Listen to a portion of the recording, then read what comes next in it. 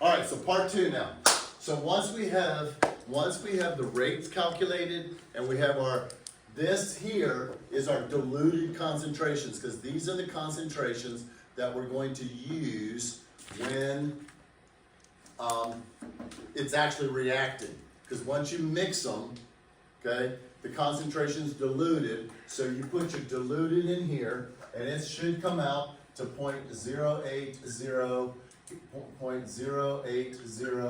0.080, 0.080, and then this is going to be 0.064, 0.048, and 0.032 if you used exactly the 10, the 8, the 6, and the 4. This one's going to be just a little bit, this is going to be opposite.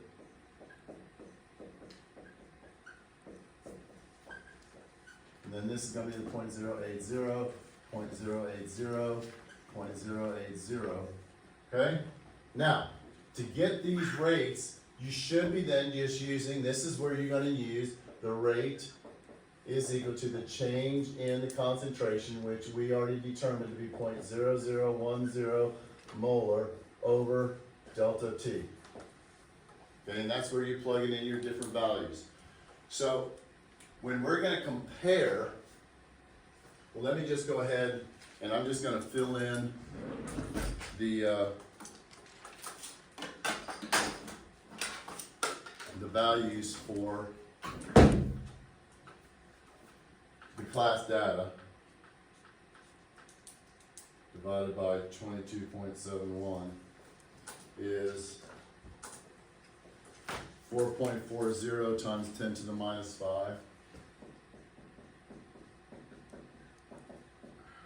0.001 divided by 28.42, 3.52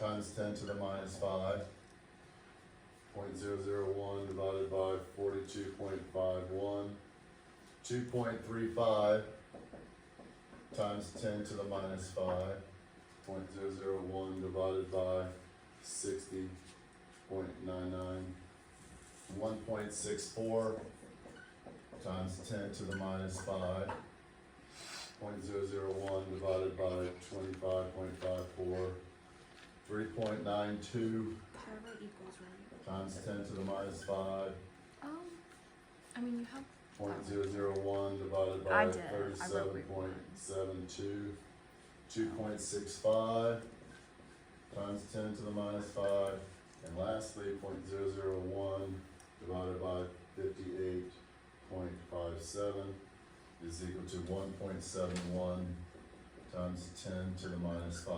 Now you all have your own values here. Okay, this is your class data from your class average time, and you have your own values here. Now you're recreating this in your lab manual, okay? So this is when you turn in your lab, you're going to have this chart in your lab. Okay? You've shown the calculations in part 1 for this. You've shown the calculations for this in part 2. Then you just copy them into the chart. Because now we have, what I want you to see is, this is how you get the experimental data. When we did the differential rate law and they gave you all that information in the problem, somebody did the lab just like we did. You had some way of measuring the rate, changed the concentrations, okay? Kept one constant, changed the other one, and we get the rate. Now, when we go and compare, you can compare any two experiments. Let's make the math easy, okay? So if I want S208, I'm looking for X and I'm looking for Y, because my rate law is going to equal, what's the rate law going to equal? What's the general format going to be for my rate law? rate equals Rate equals always what? K. K Right. times S208 2 minus to the X times I minus squared. to the what? No. Okay. Or the Y. This is not, hey, this is not a mechanism. This is just two separate equations. Oh. These two do not add up to an overall equation. Okay, they're just two separate reactions that are taking place in the beaker at the same time. Okay, so we need to determine X and Y. So again, we're just, once we have our table, Now we do the differential rate law. So you're gonna have to go through and compare. So if I wanna find the X for S208, which two experiments would it be, best to compare? 5 and 7, Why? That's right, why? because it's just easy to do in your head. Well, it's times 2, right? So I wanna come over here and I wanna compare. So now when you're going through and it says, what is the order of the reaction, you're gonna say, and I'm just gonna write it above, you're gonna say the change in the rate from 7 to 5 is equal to the change in the S208, 2 minus, to the X. So my change in rate is going to be 3.92 times 10 to the minus 5 divided by 1.71 times 10 to the minus 5 is equal to, so let's see, what does that come out to? 3.92 divided by 1.71 equals 2.29. So you're gonna say equals 2.29.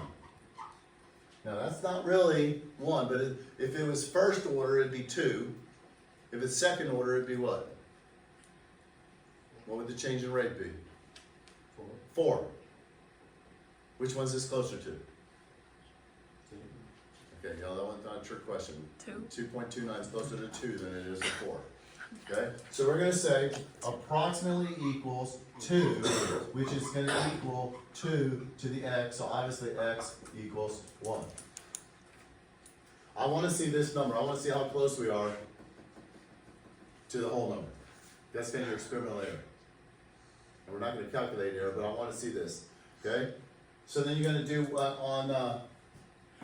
on these, so again, you're gonna use your data when you're doing this. I'm showing you with class data, use your data. So what should we use to find Y?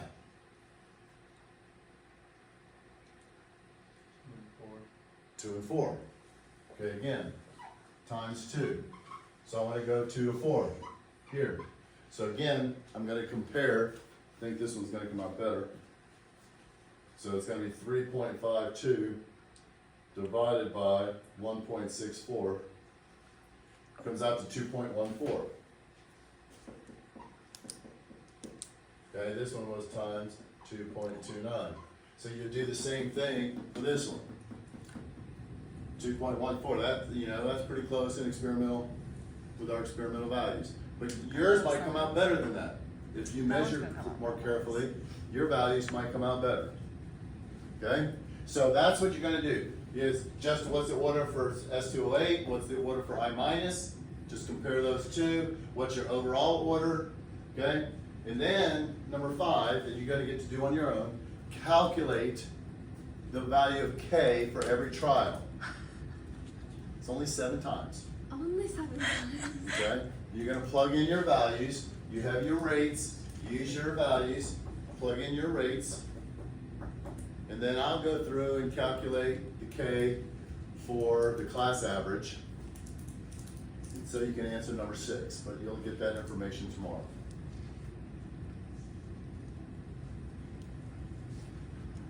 Okay? How many points is this lab? 2050. Well, Really? No. I'm giving you time in class to do it.